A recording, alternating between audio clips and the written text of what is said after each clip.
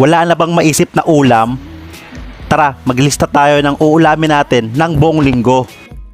Monday, bistek Tagalog. Tuesday, pork sinigang. Sakto, maulan-ulan pa rin hanggang ngayon. Ang sarap humigop ng sabaw.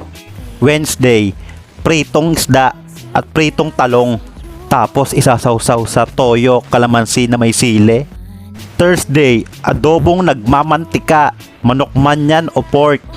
Taob talaga ang kaldero. Friday, munggo day. Tapos maraming chicharon. Ako, sarap.